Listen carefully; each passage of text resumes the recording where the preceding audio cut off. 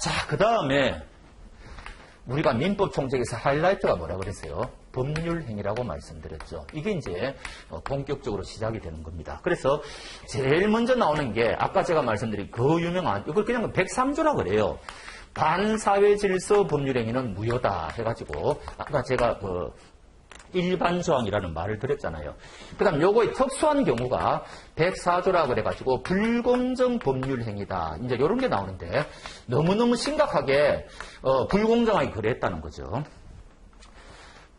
요것도 이제 요건이 필요한데 특히 제일 시험에 많이 나오는 거는 상대방의 궁박한 상태를 쪼돌리는 거를 우리가 궁박이라고 그러죠. 상대방이 쪼돌리는 상태를 이용해가지고 헐값에 물건 팔고 뭐 이런 거 있지 않습니까? 이제 이런 경우가 대표적인데 요 두 가지는 번갈아 가면서 시험에 나와요. 금년도에는 여기서 나왔는데 아마 여러분들 시험 칠 때는 여기서 나올 공산이 커요. 어찌됐든 그 정도로 요 두 가지는 서로 교대하면서 아니면은 여기서 세 지문, 여기서 두 지문 이렇게 출제할 때도 있고 그래서 이제 굉장히 중요한 부분이다. 근데 반사회질서는 아시다시피 이거 판례 공부라고 말씀드렸죠. 판례가 너무너무 많은데 그중에 한 10개 정도는 무조건 외워야 될 겁니다. 그리고 이거는 범죄와 관련되는 판례가 굉장히 많기 때문에 딱 보면 보여요. 아, 이거는 당연히 반사회질서지. 이런 거는 해서는 안 되지. 사기보험계약 이런 거 체결해서는 안 되지. 이런 게 나오거든요. 그래서 이거는 여러분들이 보시면서 내가 보니까 이거 좀 헷갈린다. 이거 무효인 것 같기도 하고 유효인 것 같기도 하다. 그런 것들만 여러분들이 체크하시면 되거든요. 그래서 어찌됐든 간에 굉장히 중요한 부분이다. 그렇게 보시면 되고. 그 다음에 105조, 106조는 넘어가도 되고요. 105조는 이겁니다. 아까 제가 임의법규, 강행법규 이야기했는데 그거와 관련된 거거든요. 106조는 이제 사실인관습인데 이거는 크게 중요하지 않으니까 이제 107조부터 110조입니다. 요게 이 민법 총칙의 하이라이트예요. 가장 어렵고 중요하고 핵심인 그게 이 107조부터 110조입니다. 그리고 이게 왜 중요한 거 하니까 아까 제가 이런 말씀 드렸죠.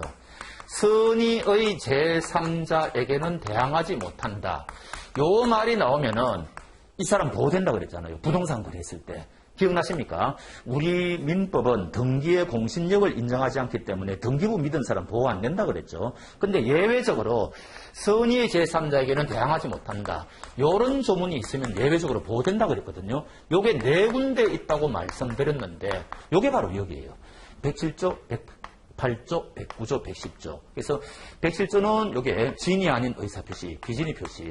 아까 제가 예를 들었는가 하니까 사직서 제출 강요하는 거. 그 다음 108조가 뭔가 하니까 통정 허위 표시. 이거 예를 들었죠. 그 다음 109조가 뭔가 하니까 착오에 빠진 사람. 그 다음 110조가 사기 강박을 당한 사람. 이렇게 돼 있거든요. 그래서 요거는 출제가 많이 될 때는 3문제까지도 출제가 됩니다. 요거 한 문제, 요거 한 문제, 요거 한 문제. 문제가 적게 출제될 때는 2문제. 그러니까 항상 그랬거든요. 근데 신기하게는 사기 강박이 지금 몇 년째 출제가 안 되고 있어요. 이게 이상하거든요. 이게 굉장히 논점이 많은데 사기 강박이 지금 그래서 저는 매년 이제 금년도는 나올 때가 저는 정말 금년도에는 이거 출제될 줄 알았어요. 근데 금년도 또 안 나왔더라고요. 그래서 내년도에는 출제될 가능성이 저는 진짜 많다. 그래서 요게 4군데가 이 민법 총칙의 하이라이트다. 이제 이런 이야기고 구체적인 내용은 특별하게 어려운 거 없습니다. 요 말뜻만 여러분들이 아시면 되는 거죠. 요게 가장 핵심이니까 선의의 제3자에게는 대항하지 못한다. 이게 도대체 무슨 소리냐? 이게 우리가 오전에 공부했던 거에 하이라이트였죠. 요거 하나만 아셔도 오늘 여러분들이 여기 오신 그 뭡니까? 목적은 달성할 수 있다. 그런 말씀을 드렸습니다.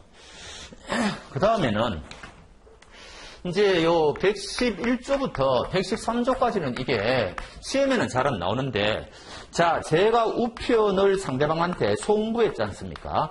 그럼 상대방한테 이게 도달되었겠죠. 그 다음 상대방이 이걸 읽어볼 거 아닙니까? 그럼 언제부터 내가 보낸 우편은 법적인 효력을 발생하는가? 이거거든요. 근데 우리 민법은 도달주의를 취하니까 상대방한테 도달되어야만 법적 효력이 발생한다. 이게 원칙인데 그럼 이 도달이 도대체 무슨 뜻이냐? 이게 이제 시험에 좀 나오는 편이고요.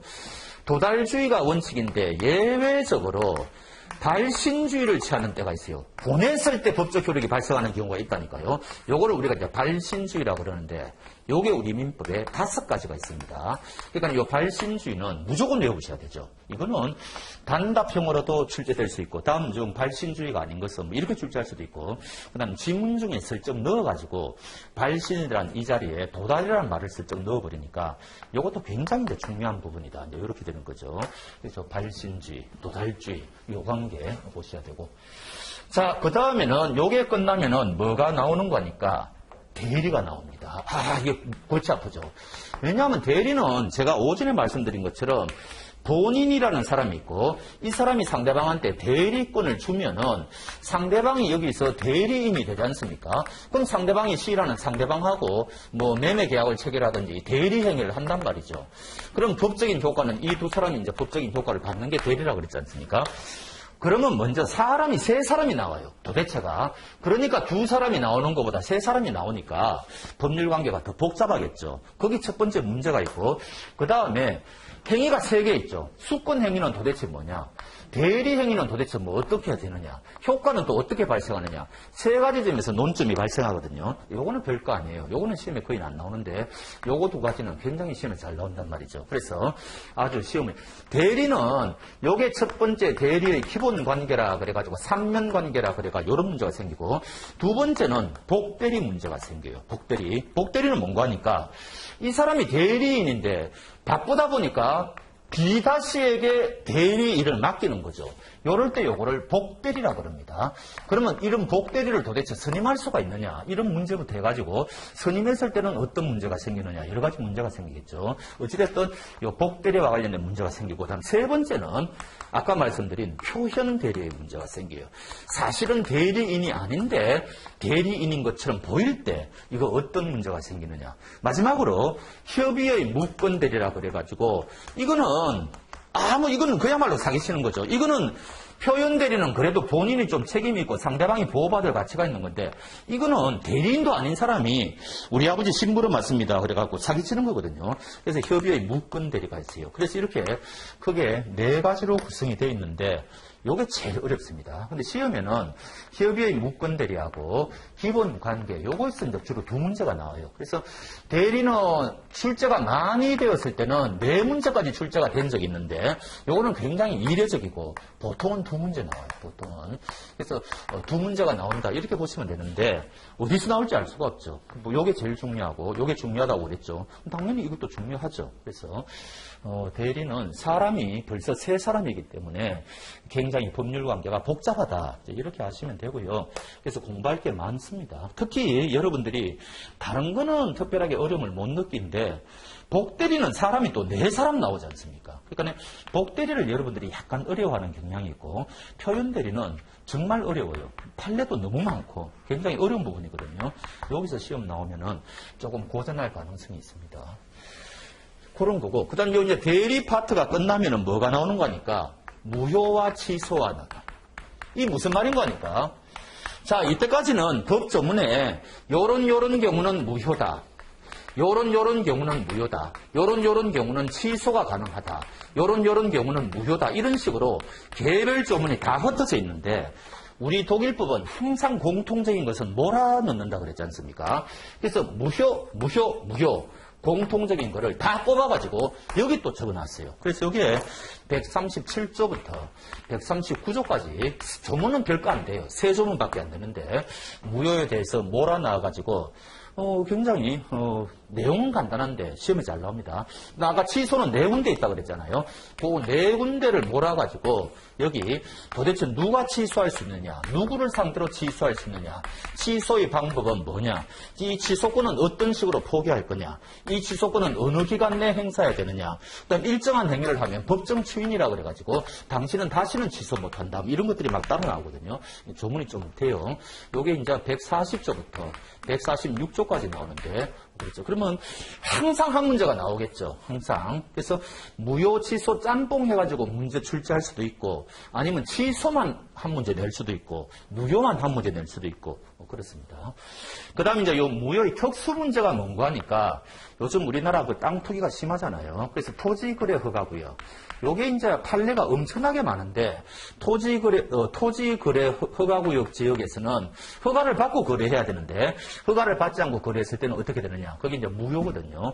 그거와 관련된 판례가 한 10개 정도 있어요. 물론 이제, 어려운 판례는 한 30개 정도 되는데, 우리 노무사 시험에는 한 10개 정도는 봐야 되거든요. 근데 쉬워요. 10개라고 해서 그렇게 많지는 않고, 보면 다 이해가 가는 것들이니까. 그래서 요즘도 우리 사회가 굉장히 이거 토지거래 허가구역으로 묶인 지역이 많지 않습니까? 그러니까 제가 보기에는 이게, 시사성도 있고 해가지고, 충분히 출제될 가능성이 있다. 이렇게 보는 거죠. 그래서 요거는, 판례를 별도로 여러분들이 관련해서 읽으셔야 된다. 이런 거죠. 자, 그 다음에 요 부분이 끝나면은 이제 뒷부분에, 조건과 기한이라는 게 나와요. 이것도 매번 한 문제 나오는데, 조건은 뭔가 하니까 불확실한 겁니다. 장래 어떤 일이 발생하면, 요거는 확실한 거예요. 그럼 이런 거죠. 불확실한 거는 뭐예요? 당신이 노무사 시험에 합격하면 내가 노트북 하나 사주겠다. 정려하겠다. 이런 거 아닙니까? 그럼 이 사람이 합격할지 안 할지 누가 알아요? 불확실하죠. 이런 거를 우리가 뭐라고 이야기하는 거예요? 조건이라고 그래요. 그래서 조건부 계약을 했다. 이제 이런 이야기를 하는 거죠. 요거는 뭐예요? 앞으로 일주일 후에 당신 생일날이 오는데 나이가 생일날 당신한테 옷 한 벌 사주겠다. 뭐 이런 거 있잖아요. 요걸 우리가 기한이라고 그러죠. 그래서 이런 거를 기한부 계약이다. 그래서 우리가 계약을 체결할 때 조건과 기한을 달지 않고 할 수도 있지만은 얼마든지 사적 자치상 이런 조건과 기한을 달 수도 있지 않습니까? 이럴 경우에는 법률 관계가 어떻게 되느냐. 이게 이제 조건과 기한인데 요거는요.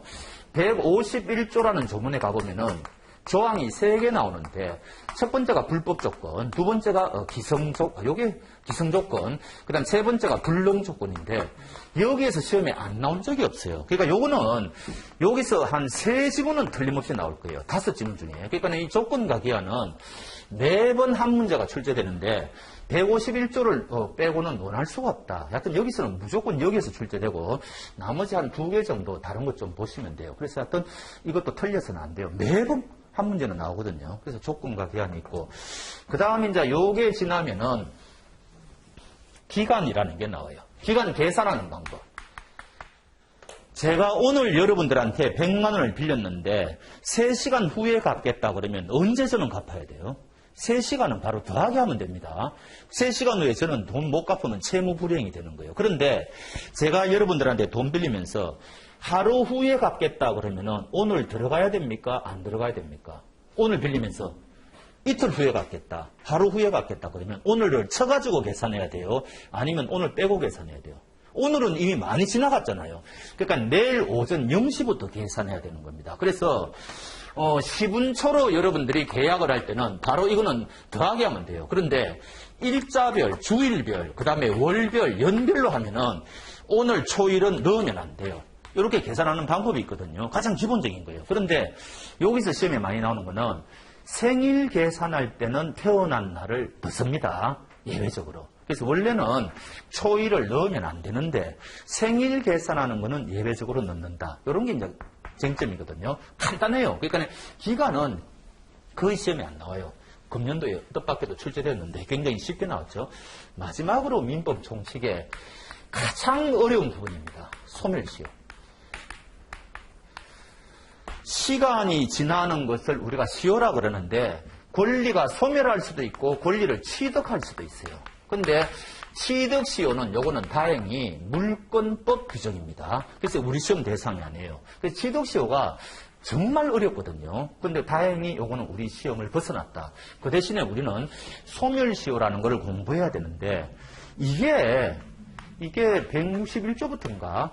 조문은 정확한데 여기 이제 184조까지인데 하여튼 조문수가 이제 20조문이 좀 넘는데 요거는 제가 자신 없습니다. 162조 같기도 하고. 근데 하여튼 소멸시효는 제가 거짓말 조금 보태가지고 10문제도 만들 수가 있어요.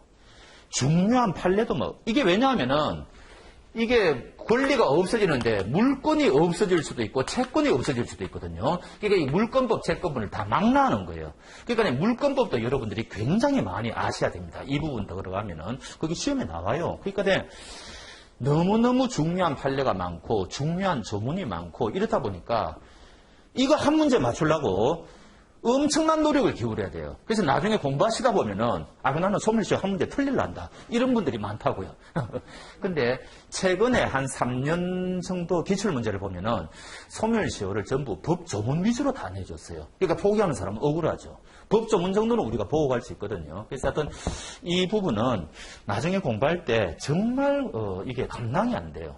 판례도 중요한 게 너무 많기 때문에 한 문제 맞추려고 어느 정도까지 외워야 되는지 강의하는 저도 참 당혹스럽고 여러분도 마찬가지거든요. 근데 어찌됐든 법 조문 정도는 알아야 된다. 이제 그렇게 저는 말씀드리고 정말 중요한 판례가 한 10개 정도 그거는 알고 가야 되지 않겠느냐. 그러면은 거기서 나오면 다행이고 그러면 뭐 한 문제 틀려주는 거고 이렇게 되는 겁니다. 이게. 그래서 하여튼 이게 이제 민법 총칙의 마지막인데 그래서 이 민법 총칙은 공부하시다 보면은 처음에 출발할 때부터 삐끗하거든요. 1조부터 관습법. 이 뭐지?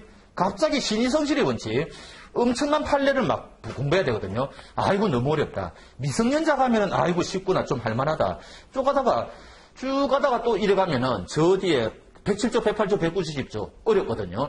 좀 할만하다. 대리 부분 복대리 좀 어렵네. 표현대리 어렵네. 좀 할만하다. 마지막에 소멸시효 엄청 어렵네. 이런 식으로 높낮이가 계속 돼요. 계속. 그래서 그렇고 그거는 여러분들이 물권법하고 채권법의 그 기본 지식이 없는 상황에서도 그렇고 내용 자체도 좀 어려운 부분이 중간중간에 있는데 근데 사실은 채권법에 비하면 또 아무것도 아니다 이런 거거든요. 채권법은 또 더 어렵거든요. 그러니까 갈수록 태산이에요. 그러니까 이 민법이 양이 많죠. 용어가 어렵죠.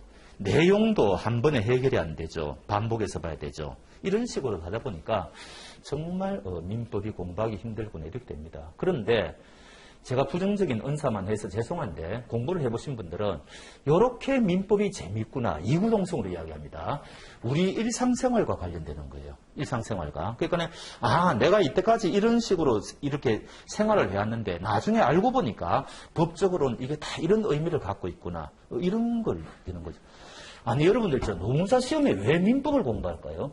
도대체 여러분들 노동법만 잘하면 되지 왜 민법을 공부할까요? 이제 조금 추상적인데 맞기는 맞는데 그게 이제 특별법, 일반법의 관계예요. 이게 이제 이런 거거든요. 우리가 이제 일반법이라는 게 있고 이게 특별법이 있는데 일반법은 뭔가니까 우리나라 모든 국민에게 적용이 되는 법이고 모든 사항에 대해서 적용되는 법이에요. 근데 특별법은 노동과 관련해서는 노동법을 만들었잖아요. 그러니까 이 노동법은 노동에 대해서만 하기 때문에 특별한 영역이죠. 그러니까 이게 특별법이라는 거예요. 주택임대차보호법은 뭐와 관련되는 거예요? 주택과 관련된 임대차만 적용이 되는 거죠. 모든 임대차가 적용이 안 되는 거예요. 이런 식으로 특별법이거는 그 다음 상법은 뭐예요? 상인들에게만 적용되는 법이지 모든 국민이 적용 안 되는 거잖아요. 그러니까 상법은 이 모든 국민이 아니라고요. 그러니까 특정한 사람들만 적용되니까 이게 특별법이라고요. 이런 식으로 우리나라는 특별법이 굉장히 많아요. 근데 여러분들이 노동법에 가보니까 법 규정이 없어요. 사건은 발생했는데 그럼 판사가 무슨 선언할까요? 그럼 마지막에 어디 갈 거예요? 그때 민법으로 가는 겁니다. 일반법으로. 그러니까 우리가 왜 여러분들이 노무사 시험에 민법이 있는 거 하니까 노동법에 가보니까 관련 규정이 없더라. 그러면 민법 가지고 해결해야 되는 거예요. 마지막에는.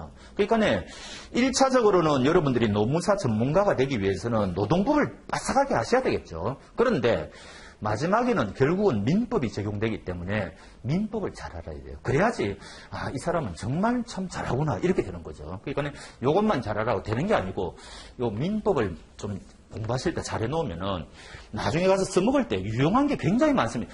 유시감정할 수 있다고 쉽게 말하면은. 그러니까 요 민법이 굉장히 재미있고 도움이 많이 돼요. 그래서 그런 면에서 어렵기는 하지만 제가 이때까지 10몇 년을 노무사하면서 다 그 소리예요. 정말 민법 재미있습니다. 그건 이구동성을 하는 이야기. 그래서 어렵기는 하지만 충분히 우리가 재미있게 공부할 수 있는 과목이다. 이렇게 저는 이야기합니다. 자, 이렇게 하고 다음 시간에는 채권법이 전반적으로 어떻게 돌아가는지 그거 말씀드리겠습니다.